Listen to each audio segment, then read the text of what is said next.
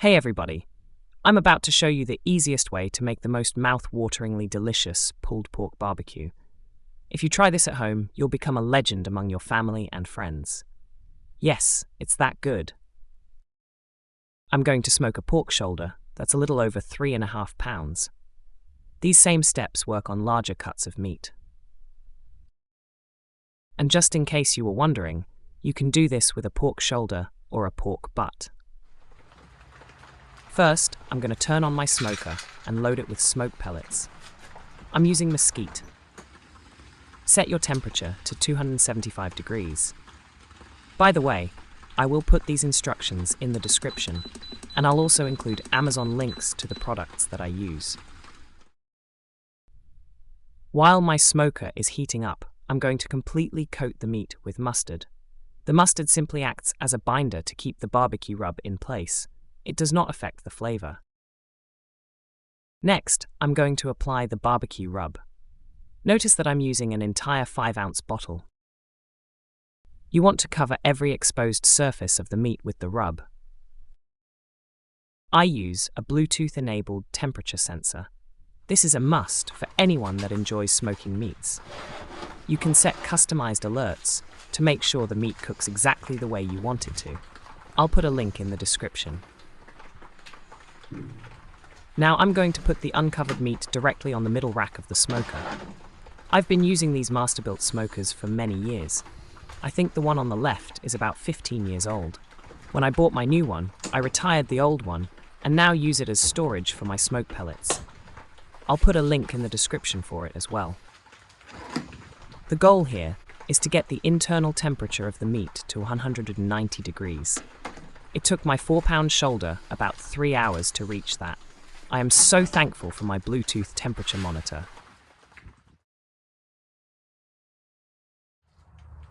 Now is the time that I will wrap the meat in foil. Please be very careful when doing this because everything is very hot.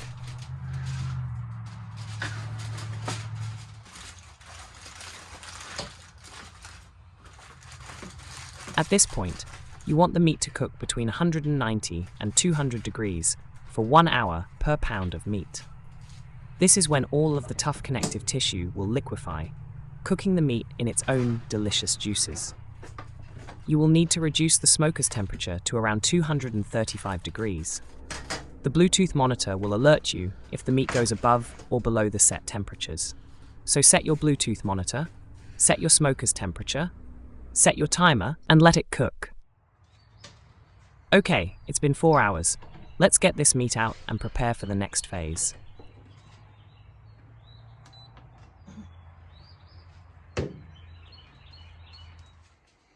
As the meat is right now, you could consider it done and ready to serve.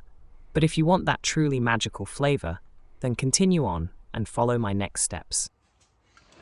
Transfer the meat and all of its juices to an oven-safe casserole dish. Use 2 forks and shred the meat into the classic pulled pork. Spread the meat evenly in the casserole dish.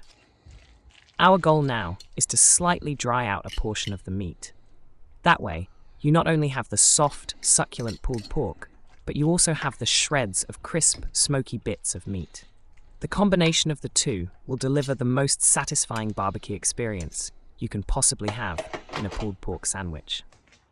Set your oven to 225 degrees, set your timer to 1 hour, and let it cook. After that first hour, remove the meat from the oven and mix the crispy bits with the tender pork.